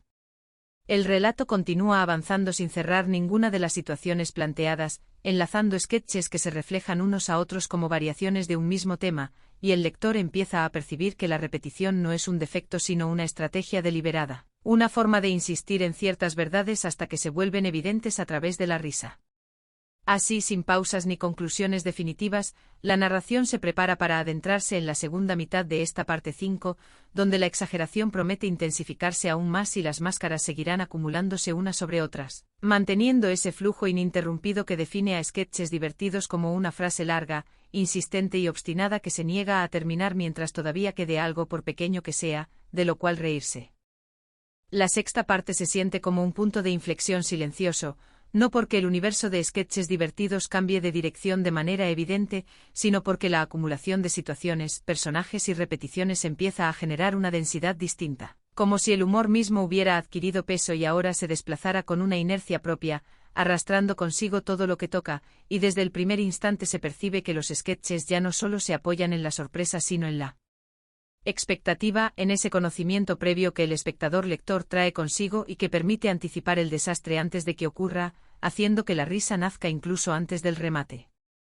El escenario inicial es un espacio público indefinido donde varias personas esperan algo que no saben describir, y esa espera se convierte en el eje del sketch, porque mientras más tiempo pasa más convencidos están de que lo que esperan es importantísimo, aunque nadie recuerde quién lo anunció ni para qué sirve, y en ese vacío de sentido se construye una sátira precisa sobre la obediencia automática, sobre la facilidad con la que aceptamos rutinas sin cuestionarlas solo porque alguien dijo que era necesario. Derbez reaparece fragmentado en figuras que representan distintos grados de paciencia y desesperación, desde el que protesta sin cesar hasta el que defiende el orden con una fe casi religiosa, y la narración los sigue sin pausa, describiendo cómo sus argumentos se enredan y se contradicen hasta perder cualquier coherencia, convirtiendo la discusión en un espectáculo absurdo que se alimenta de sí mismo. A medida que la escena avanza, el espacio de espera se transforma sutilmente en otro lugar, casi idéntico pero con reglas ligeramente distintas, y nadie parece notar el cambio, aceptándolo con una naturalidad inquietante. Y ese detalle refuerza la idea de que en este universo las transformaciones más profundas ocurren sin anuncio, mientras todos están demasiado ocupados defendiendo posiciones irrelevantes. La prosa acompaña este proceso con frases largas y encadenadas que imitan la sensación de tiempo suspendido, de conversaciones que no avanzan pero tampoco se detienen, atrapadas en un bucle de repeticiones mínimamente alteradas. En uno de los sketches más efectivos de esta primera mitad, aparece un personaje obsesionado con la imagen pública, que se comporta de manera exageradamente correcta solo cuando siente que alguien lo observa, y que se relaja en cuanto cree estar solo, creando una comedia basada en contrastes abruptos que revelan la distancia entre lo que mostramos y lo que somos, y el entorno, lejos de cuestionarlo, adopta la misma lógica, reforzando una crítica coral a la hipocresía social aceptada como norma. La ciudad imaginaria vuelve a desplegarse como un escenario maleable, permitiendo que la acción se desplace sin explicación hacia un contexto completamente distinto donde los mismos personajes repiten conductas similares con otros disfraces, demostrando que el problema no es el rol sino la actitud que se traslada intacta de un espacio a otro.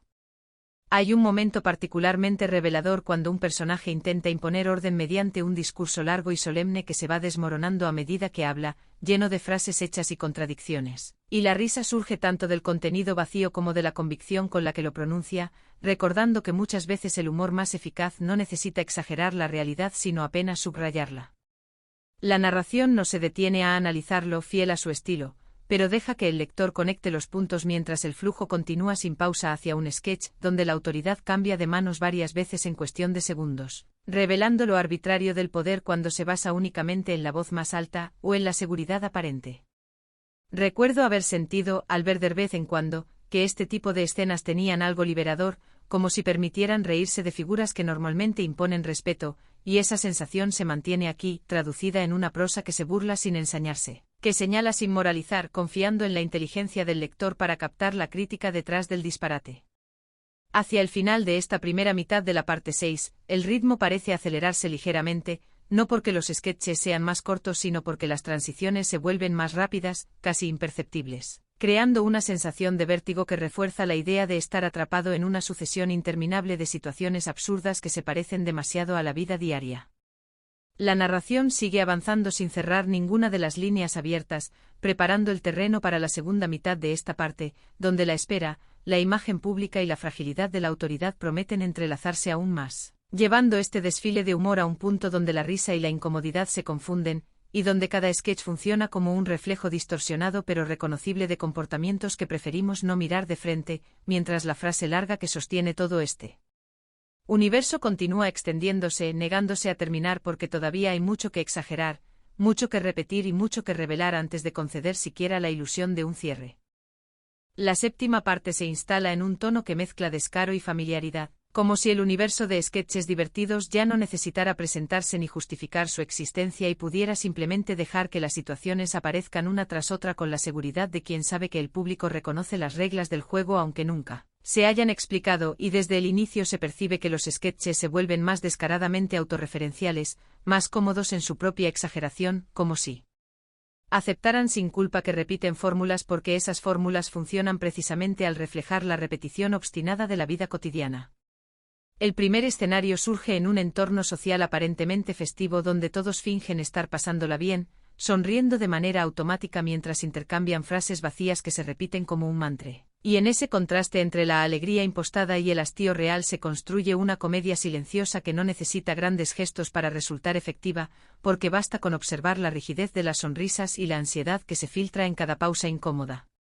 Derbez se multiplica aquí en personajes que representan distintos niveles de entusiasmo falso, desde el anfitrión exageradamente efusivo hasta el invitado que intenta escapar sin éxito, y la narración sigue ese juego de apariencias con una ironía constante, dejando claro que la verdadera risa surge del reconocimiento de esas situaciones sociales donde nadie quiere estar pero nadie se atreve a irse. A medida que el sketch se estira sin interrupciones visibles, el espacio festivo se transforma lentamente en otro contexto igualmente artificial, un lugar donde se supone que todos deben ser felices por decreto. Y esa transición casi invisible refuerza la idea de que muchas veces cambiamos de escenario sin cambiar de actitud, arrastrando las mismas máscaras de un lugar a otro. La prosa avanza como un murmullo continuo de voces superpuestas, imitando el ruido de fondo de conversaciones que no llevan a nada pero llenan el silencio. Y el lector se ve envuelto en esa atmósfera saturada donde cada frase parece diseñada para evitar cualquier intercambio genuino. En uno de los sketches más incisivos de esta primera mitad, aparece un personaje que se proclama defensor de la autenticidad mientras actúa de la manera más artificial posible. Y la contradicción no se presenta como un conflicto sino como algo completamente normalizado, provocando una risa que nace de la evidencia de cuán fácil es apropiarse de discursos vacíos sin modificar el comportamiento real. La ciudad imaginaria vuelve a manifestarse como un telón de fondo adaptable, permitiendo que la acción se desplace hacia un espacio institucional donde las mismas dinámicas sociales se repiten con un lenguaje distinto, ahora más formal pero igual de hueco, demostrando que el problema no es el entorno sino la forma en que las personas interactúan dentro de él.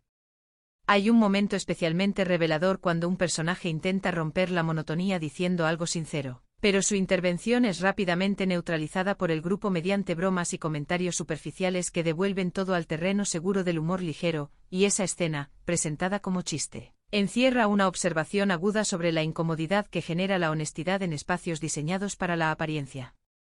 La narración no se detiene a subrayarlo, pero deja que el lector perciba la tensión entre lo dicho y lo callado mientras el flujo continúa sin pausa.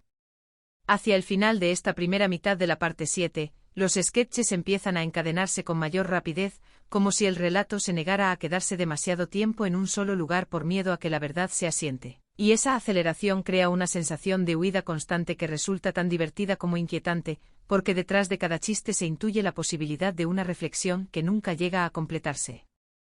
Así, sin cerrar del todo ninguna de las situaciones planteadas, la narración sigue avanzando como una frase larga y obstinada que se resiste al punto final, preparando el terreno para la segunda mitad de esta parte, donde la falsedad social, la comodidad de las máscaras y el miedo a la autenticidad prometen intensificarse aún más, manteniendo ese equilibrio frágil entre risa y reconocimiento que define el espíritu de sketches divertidos. La octava parte se desliza con una naturalidad engañosa, como si todo lo anterior hubiera sido un largo calentamiento para llegar a este punto donde el humor ya no necesita levantar la voz para imponerse, porque el lector espectador ha aprendido a detectar el chiste incluso antes de que se formule, y esa anticipación se convierte en parte esencial del disfrute, generando una complicidad silenciosa entre la narración y quien la sigue. El primer sketch de este tramo se sitúa en un espacio aparentemente neutro, un lugar que podría ser cualquier cosa y por eso mismo resulta inquietantemente familiar, donde los personajes conversan con una cordialidad excesiva que roza lo mecánico, intercambiando frases amables que se repiten con ligeras variaciones, y en esa repetición vacía se construye una comedia sutil sobre la automatización de las relaciones humanas, sobre cómo muchas interacciones se convierten en rituales sin contenido real. Derbez reaparece fragmentado en figuras que dominan el arte de decir mucho sin decir nada, personajes expertos en prolongar conversaciones triviales hasta el absurdo, y la narración se recrea en ese estiramiento del tiempo, describiendo cómo cada frase abre la posibilidad de cerrar el diálogo pero elige, de manera casi inconsciente, mantenerlo vivo para evitar el silencio que podría resultar incómodo. A medida que el sketch avanza sin interrupciones visibles, el espacio se transforma lentamente en otro entorno igual de protocolario, donde las mismas fórmulas de cortesía adquieren un tono más serio, casi solemne, demostrando que la vacuidad no depende del registro sino de la intención, y esa transición fluida refuerza la idea de que el problema no es el lugar sino la costumbre de hablar por hablar. La prosa acompaña este movimiento con frases largas y encadenadas que imitan el fluir constante de una charla que nunca llega a ningún punto, atrapando al lector en una sensación de bucle que resulta tan divertida como desesperante. En uno de los sketches más reconocibles de esta primera mitad, aparece un personaje obsesionado con ser percibido como inteligente, utilizando palabras complejas fuera de contexto y corrigiendo a los demás incluso cuando no hay error alguno, y la risa surge de la naturalidad con la que el entorno acepta esa actitud, revelando una crítica mordaz a la inseguridad disfrazada de superioridad intelectual. La ciudad imaginaria vuelve a desplegarse como un escenario flexible que permite que esta dinámica se replique en distintos contextos, desde un espacio social hasta uno laboral, sin que los personajes modifiquen su comportamiento, subrayando la idea de que ciertos vicios comunicativos se trasladan intactos de un ámbito a otro. Hay un momento particularmente efectivo cuando uno de los personajes intenta simplificar la conversación diciendo algo directo y claro, pero su intervención es recibida con desconcierto, como si hubiera roto una regla no escrita que prohíbe la claridad excesiva, y esa reacción colectiva se convierte en el verdadero remate del sketch, demostrando cómo lo simple puede resultar más perturbador que lo complicado. La narración no se detiene a explicarlo, pero deja que el lector reconozca esa dinámica mientras el flujo continúa avanzando sin pausa. Hacia el final de esta primera mitad de la parte 8, los sketches comienzan a superponerse con mayor intensidad, mezclando contextos y personajes como si todos formaran parte de una misma conversación interminable que se desplaza de un lugar a otro sin cambiar de tono, creando una sensación de saturación verbal que resulta tan cómica como reveladora. Así, sin ofrecer conclusiones ni descansos claros, el relato sigue extendiéndose como una frase obstinada que se niega a terminar, preparando el terreno para la segunda mitad de esta parte, donde la obsesión por hablar, la dificultad para escuchar y el miedo al silencio prometen entrelazarse aún más, manteniendo ese flujo ininterrumpido que define a sketches divertidos como un reflejo exagerado pero inquietantemente preciso de nuestras propias maneras de comunicarnos. La novena parte irrumpe con una sensación de familiaridad tan intensa que roza lo inquietante, como si el universo de sketches divertidos hubiera decidido dejar de disimular y mostrar abiertamente que todo lo que ocurre aquí ya lo hemos vivido de alguna forma, ya lo hemos escuchado, ya lo hemos visto repetirse en distintos rostros y escenarios, y aún así seguimos prestando atención porque la exageración funciona como una lupa que agranda lo cotidiano hasta volverlo irresistible. El primer sketch se desarrolla en un entorno donde supuestamente se toman decisiones importantes, pero nadie parece tener claro quién decide ni sobre qué, y esa ambigüedad se convierte en el eje cómico de la escena, con personajes que hablan durante largos minutos sin avanzar un solo paso, defendiendo posturas que cambian según quien haya hablado justo antes, creando una danza verbal donde la coherencia es lo único que no tiene lugar. Derbez se multiplica aquí en figuras que representan distintos estilos de indecisión, desde el que aparenta firmeza mientras duda internamente hasta el que duda en voz alta pero se siente orgulloso de ello, y la narración los sigue sin pausa, dejando que sus contradicciones se acumulen hasta formar un ruido constante que sustituye cualquier intento de sentido. A medida que la escena avanza, el espacio de decisión se transforma casi sin que nadie lo note en otro lugar igual de caótico, donde ahora se simula eficiencia mediante gestos rápidos y órdenes pronunciadas con tono autoritario, aunque el resultado sea exactamente el mismo, y esa transición fluida refuerza la crítica a la ilusión de control que tantas veces se construye solo a partir de la apariencia. La prosa acompaña este movimiento con frases largas y enredadas que imitan el discurso inflado de quienes hablan mucho para no decir nada, atrapando al lector en una corriente verbal que resulta cómica precisamente por su inutilidad evidente. En uno de los sketches más incisivos de esta primera mitad, aparece un personaje obsesionado con las reglas que cambian constantemente, imponiendo normas nuevas sin eliminar las anteriores, hasta que nadie sabe cuál seguir, y el humor surge del esfuerzo inútil de los demás por adaptarse a un sistema imposible, revelando una sátira clara sobre la burocracia y la confusión institucional aceptada como algo normal. La ciudad imaginaria vuelve a desplegarse como un fondo maleable que permite que esta dinámica se repita en distintos contextos, demostrando que la falta de claridad no es exclusiva de un lugar sino una condición que se traslada intacta allí donde haya alguien dispuesto a mandar sin escuchar. Hay un momento particularmente revelador cuando un personaje pregunta, con una ingenuidad desarmante, ¿por qué se hace todo de esa manera? Y su pregunta provoca un silencio incómodo que dura apenas un segundo antes de ser aplastado por una avalancha de explicaciones absurdas. Y ese instante funciona como un remate silencioso que subraya la incomodidad que genera cualquier intento de cuestionar lo establecido. La narración no se detiene a reflexionar sobre ello, fiel a su estilo, pero deja que el lector reconozca esa reacción colectiva mientras el flujo continúa avanzando sin pausa hacia otro sketch, donde la responsabilidad se transfiere de un personaje a otro con una rapidez casi coreográfica, hasta que nadie se hace cargo de nada y, aún así, todos se sienten ofendidos. Recuerdo haber reído ante escenas similares por lo exageradas que parecían, y descubrir con el tiempo que no lo eran tanto, que la comedia funcionaba precisamente porque tocaba una fibra reconocible, y esa sensación se mantiene aquí, traducida en una prosa que no juzga pero tampoco suaviza el disparate. Hacia el final de esta primera mitad de la parte 9, los sketches empiezan a superponerse con mayor densidad, mezclando voces, contextos y actitudes en una especie de coro caótico donde todos hablan y nadie escucha, creando una imagen tan ridícula como precisa de ciertas dinámicas sociales que preferimos ignorar. Así, sin ofrecer cierre ni alivio, la narración continúa estirándose como una frase interminable que se resiste al punto final, preparando el terreno para la segunda mitad de esta parte, donde la indecisión, La falsa autoridad y la responsabilidad diluida prometen intensificarse aún más, manteniendo ese equilibrio incómodo entre risa y reconocimiento que sostiene a sketches divertidos y que sigue empujando la historia hacia adelante sin permitirle detenerse. La 10ª parte se presenta con una sensación de saturación deliberada, como si el universo de sketches divertidos hubiera decidido empujar todos sus mecanismos un poco más allá del límite para comprobar hasta dónde puede estirarse la risa antes de volverse un gesto automático. Y desde el inicio se percibe que los sketches ya no buscan sorprender con situaciones nuevas, sino profundizar en la reiteración misma, usando la repetición como espejo deformante de una realidad que insiste en tropezar con las mismas piedras. El primer escenario aparece como un espacio de coordinación colectiva donde se supone que todo debe funcionar con precisión, pero donde cada intento de organización genera más confusión que el anterior. Y en esa acumulación de planes fallidos se construye una comedia basada en la incapacidad crónica de ponerse de acuerdo incluso en lo más elemental. Derbez se fragmenta aquí en personajes que representan distintos estilos de liderazgo inútil, desde el que manda sin escuchar hasta el que escucha tanto que nunca decide, y la narración los sigue sin pausa, permitiendo que sus discursos se crucen, se contradigan y se anulen mutuamente hasta formar un ruido continuo que sustituye cualquier posibilidad de acción real. A medida que la escena avanza, el espacio de coordinación se transforma casi sin transición en otro lugar donde se evalúan resultados inexistentes y los personajes celebran éxitos que nadie puede identificar, creando una sátira mordaz sobre la cultura del aplauso vacío y la necesidad de validar procesos aunque no produzcan nada tangible. La prosa acompaña este absurdo con frases largas y encadenadas que imitan informes interminables llenos de palabras huecas, atrapando al lector en una sensación de avance ilusorio que resulta cómica precisamente por su inutilidad evidente.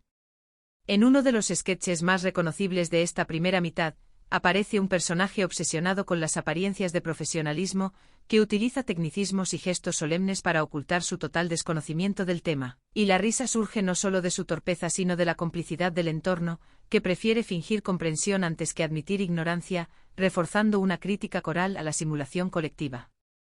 La ciudad imaginaria vuelve a desplegarse como un fondo adaptable que permite que estas dinámicas se repitan en distintos contextos, desde espacios laborales hasta ámbitos sociales, demostrando que la confusión organizada no es exclusiva de un solo entorno sino una constante que se disfraza según la ocasión. Hay un momento particularmente eficaz cuando un personaje intenta simplificar todo con una solución obvia, pero su propuesta es descartada por no sonar lo suficientemente sofisticada, y ese rechazo automático se convierte en el remate silencioso del sketch, evidenciando cómo muchas veces se prioriza la forma sobre el fondo incluso cuando eso implica fracasar. La narración no se detiene a subrayarlo, pero deja que el lector reconozca esa lógica absurda mientras el flujo continúa avanzando sin pausa hacia otro sketch, donde las reuniones se multiplican sin motivo aparente convirtiéndose en un fin en sí mismas, y los personajes hablan durante horas solo para decidir que se reunirán otra vez. Recuerdo haber reído ante escenas así por lo exageradas que parecían, y reconocer luego con cierta incomodidad que la exageración era mínima, y esa sensación se mantiene aquí, traducida en una prosa que no necesita elevar el tono para resultar incisiva. Hacia el final de esta primera mitad de la parte 10, los sketches comienzan a encadenarse con mayor rapidez, como si el relato quisiera mostrar la acumulación de errores y malentendidos sin conceder respiro, creando una sensación de cansancio cómico que funciona como comentario implícito sobre el desgaste que produce sostener sistemas ineficientes. Así, sin ofrecer cierre ni alivio, la narración continúa estirándose como una frase obstinada que se niega al punto final, preparando el terreno para la segunda mitad de esta parte, donde la simulación, la burocracia emocional y la obsesión por parecer eficiente prometen intensificarse aún más, manteniendo ese flujo ininterrumpido que define a sketches divertidos como una risa prolongada que, entre carcajadas, deja ver algo demasiado cercano a la realidad. La 11ª parte se instala con una sensación de cansancio lúcido, como si el universo de sketches divertidos hubiera aceptado plenamente que la repetición no es un accidente sino su verdadera materia prima. Y desde el comienzo los sketches parecen construirse a partir de la conciencia de haber sido ya contados de otras formas, en otros contextos, con otros disfraces, pero siempre con el mismo núcleo absurdo que se resiste a desaparecer. El primer escenario se sitúa en un espacio donde supuestamente se busca el consenso, un lugar diseñado para que todos opinen y se sientan escuchados, pero donde en realidad nadie presta atención porque cada personaje está demasiado ocupado esperando su turno para hablar, y en esa espera ansiosa se construye una comedia de interrupciones constantes, frases incompletas y conclusiones precipitadas que no conducen a nada. Derbez vuelve a fragmentarse en figuras que encarnan distintos estilos de falsa escucha, desde el que asiente sin entender hasta el que escucha solo para refutar, y la narración los sigue sin pausa, dejando que sus gestos exagerados y sus respuestas fuera de lugar revelen la superficialidad del diálogo colectivo.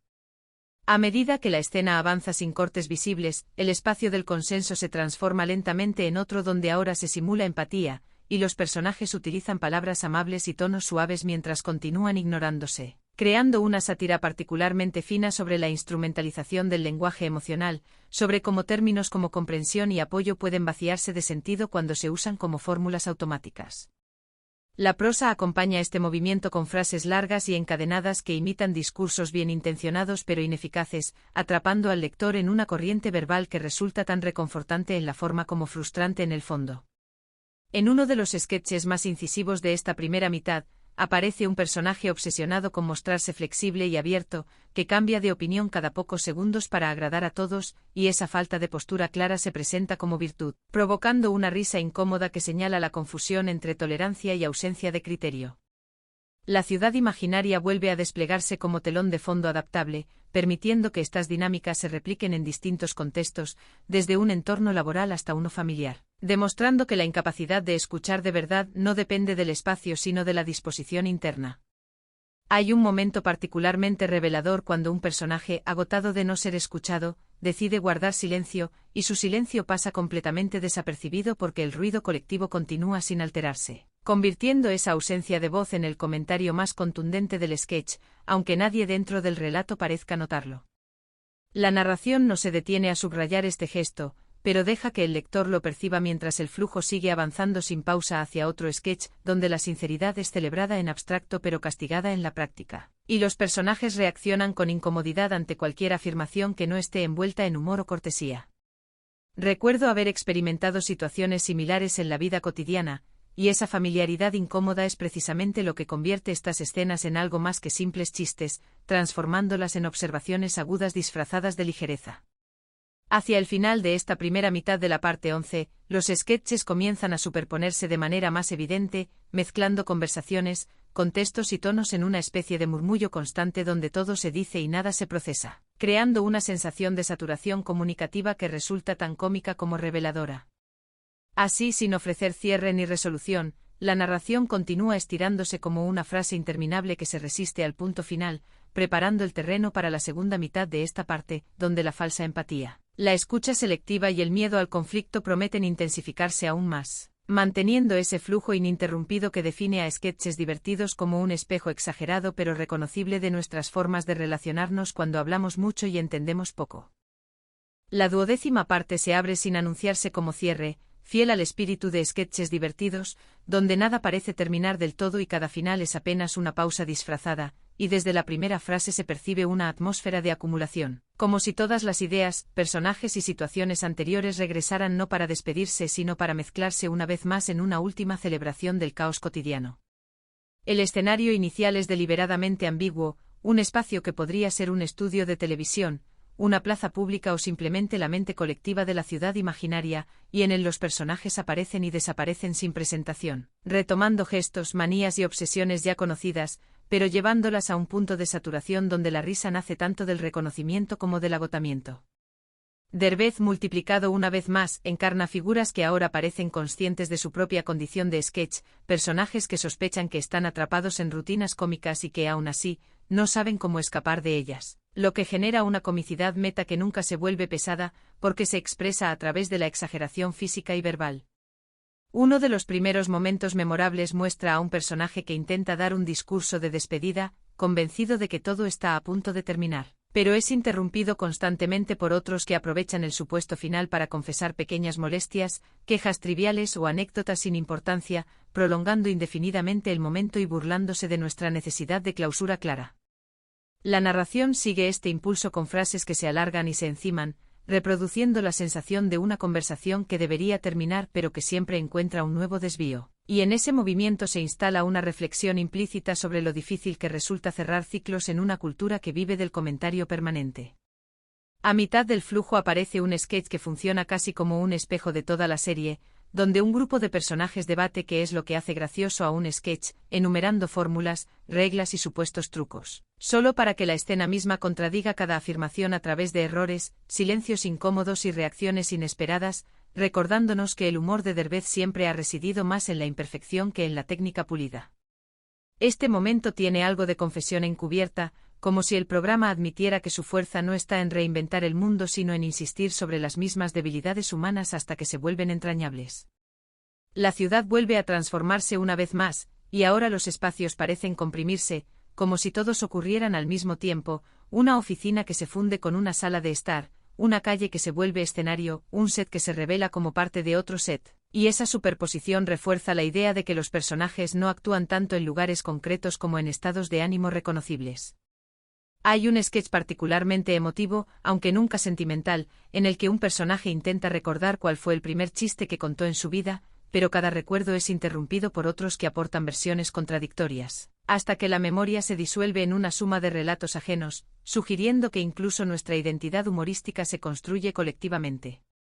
Esta idea se siente cercana y casi personal, y me recordó cómo muchas veces creemos recordar algo con claridad, solo para descubrir que ese recuerdo está hecho de fragmentos compartidos, de risas ajenas que adoptamos como propias.